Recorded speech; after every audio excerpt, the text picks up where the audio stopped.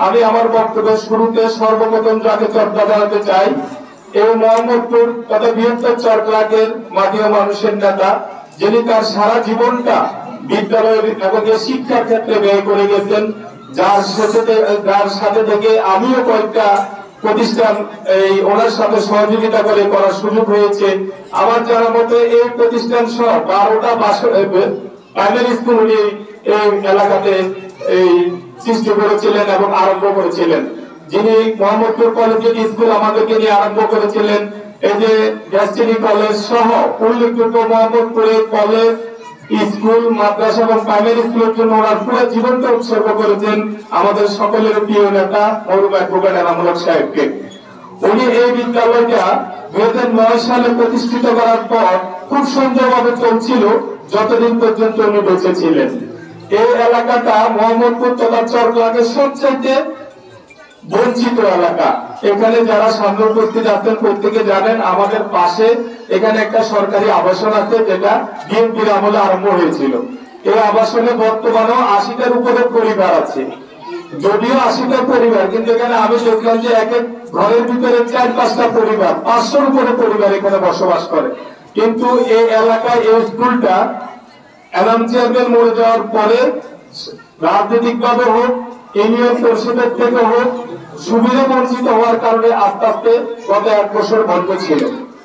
আমি যখন এই যে 5 তারিখের পরে বিভিন্ন স্কুলে, বিভিন্ন মাদ্রাসা প্রতিষ্ঠানে তাদের খবর নিলাম, এরপরে যখন আমি চরক্লাক উচ্চ বিদ্যালয়ের সভাপতি নির্বাচিত হলাম, আমি চরক্লাক উচ্চ বিদ্যালয়ের দায়িত্ব গ্রহণের পর প্রথমে আমি এলাকায় যারা শিক্ষিত সমাজ আছে তাদেরকে চায়ের দাওয়াত দিয়ে একটা মিটিং করেছিলাম মোহাম্মদপুর ইউনিয়নের এই যে শিক্ষা ব্যবস্থাকে কিভাবে উন্নত করা যায়। কারণ আমি চরক্লাক উচ্চ বিদ্যালয়ে যখন দেখলাম ছাত্র দিন দিন কমতেছে, তখন আমি প্রশ্ন করেছিলাম যে এই অবস্থা কেন। সেখানে প্রথম যে উঠে আসছে যে এই যে আবাসনের মতো একটা বড় স্কুলও কিন্তু বর্তমানে বন্ধ হয়ে গেছে, ওখান থেকে কোনো ছাত্র আসতেছে না। এভাবে 3টা প্রতিষ্ঠানের কথা বলেছে, সবগুলা আরম্ভ হয়েছে, শুধু এটা বাকি ছিল। পরবর্তীতে আর এদের মাধ্যমে আমি এই এলাকার মানুষ যারা এই এলাকার নেতৃত্ব দেয়, এই যে কামাল সরকারের নেতৃত্বে 20-25 জন আমার কাছে গেল, আমি ওদেরকে নিয়ে বসছি। বসার পরে আমি বলছি যে আপনাদের স্কুলটা বন্ধ হয়ে যাওয়ার মূল কারণটা কি। তখন ওনারা আমাকে যেটা বললো যে আর্থিক সমস্যা হলো মূল কারণ। আজকে অনেকদিন পর্যন্ত 4 জন শিক্ষক তাদের কোনো বেতন পাচ্ছে না। তারা কোনো ধরনের এই যে সুবিধা না পাওয়ার কারণে তারা বাধ্য হলো স্কুলটা বন্ধ করে দিতে। তখন আমি ওনাদের সাথে অনেকক্ষণ আলাপ করলাম। আলাপ করে আমি তাদেরকে কিছু শর্ত দিলাম। সেটা হলো কি, আমি বললাম যে আমি এত ব্যস্ততার মাঝে আপনাদের ওখানে যে তদারকি করতে পারবো না। আপনারা যদি দায়িত্ব নেন যে ওখানে আপনাদের ছাত্রগুলা দিবেন, আপনারা ওই যে পরিচালনা করবেন, আপনাদের মাধ্যমে আমি একটা কমিটি করে দেব। ওই কমিটি সবসময় স্কুলটা তদারকি করবেন এবং কি কি অসুবিধা সেটা আমাকে জানাবেন, আমি সেটা সমাধান করব। তখন ওরা বললো যে আমাদের এই আজকে যে স্যার খতিয়ানের কথা আসছে, খতিয়ানটা আমি যেটা ক্লিয়ার করতে চাই, আমি ওটাও দেখছি।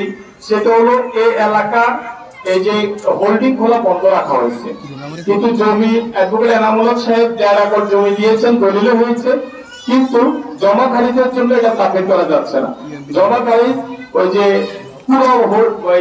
পুরো মৌজাটা কিন্তু স্থগিত রাখা হয়েছে।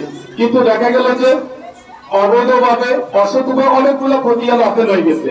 কিন্তু দুঃখের বিষয় স্কুলের খতিয়ানটা এখনো তারা অফেন করতেছে না। আমি আলাপ করার পরে ওনারা বলছে যে এসিএম সাহেব যদি নির্দেশ দেয় তাহলে আমরা করে দেবো। তা আমি আজকের উদ্বোধক মহোদয়কে অনুরোধ করবো, আপনি যদি একবার এসিএমকে বলেন এটিটা দেখার জন্য, তাহলে এই সমস্যাটা আমাদের সমাধান হয়ে যাবে। তা আমি ওনাদের সাথে সেদিন আলাপ করে আশ্বস্ত করেছি যে আপনাদের কি লাগবে। ওনারা বললো যে আমাদের স্কুলটা বন্ধ হয়ে গেছে, 1 বছরের বেতনটা যদি দেওয়া হয় তাহলে স্কুলটা আমরা আবার চালু করতে পারবো। আমি ওনাদেরকে বলেছি আপনারা যদি আমাকে সহযোগিতা করেন, আমি এমপিও হওয়া পর্যন্ত এই স্কুলের পুরো বেতনটা চালিয়ে যাব এবং এমপিও হওয়ার জন্য যা যা করার দরকার সেটা আমরা করবো। সেই পরিপ্রেক্ষিতে আমি ওদের সাথে আলাপ করে আমি যখন এই যে আমার নেতা এবিএম জাকারিয়া স্যারের সাথে আলাপ করছি, উনি বললো যে একটা ডেট তো আমি ওখানে যাব। একবার বলার পরে উনি রাজি হয়ে গেছে।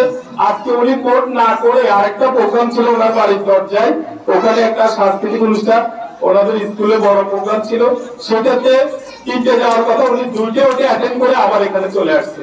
তা আমি আমার এই যে অতিথিরা আজকে এসে এই প্রতিষ্ঠানকে সুন্দর করেছেন এবং আমাদেরকে সময় দিয়েছেন, এই জন্য আমি কৃতজ্ঞতা প্রকাশ করছি। পাশাপাশি এলাকাবাসীকে অনুরোধ করব, আপনাদের এই মোহাম্মদপুরে যে অনিয়মগুলো হচ্ছে, চুরি ডাকাতি চিন্তা এমনকি হত্যা পর্যন্ত, সবগুলা কিন্তু এই আবাসনের পাশে থেকে হচ্ছে।